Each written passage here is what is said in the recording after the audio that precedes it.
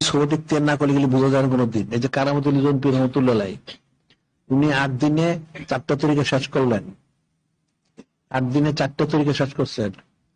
তো ওনাকে জিজ্ঞাসা করলেন, ওনার শায়েখ সাইদ বেলুন, আপনি যে রুখসত চলেন, আপনি রুখসত দিবেন, আপনি কিন্তু আদব শিখছেন দরবার শরীফের?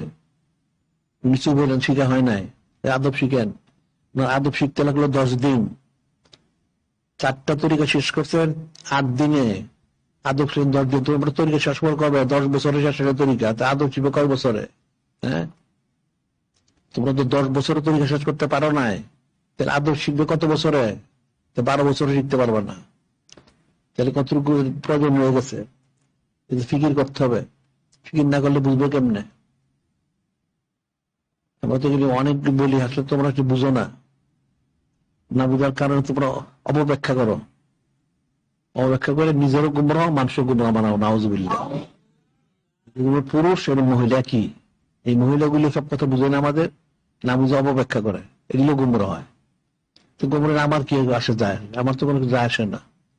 আমি যা বললাম সেটা কোন সুন্নাহ শরীয়ত মোতাবেক যদি সেটি হয়ে থাকে, তাহলে এখানে চুজোরা থাকবে কেন? কিন্তু কোন সুন্নাহ শরীয়তে বলছিলাম দলিল, দলিল বাইলে তো আমরা কথা বলি না। তুমি দলিল বুঝো না, মূর্খ লোক, আমি কি করবো?